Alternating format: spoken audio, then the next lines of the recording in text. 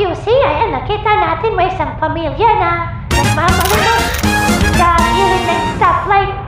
Kaso wala mo, nakita po sila guys, nakakawa yung mga bata kasi nanginginig na sa gutom siguro. Yan, mamaya guys at babalikan natin yung mga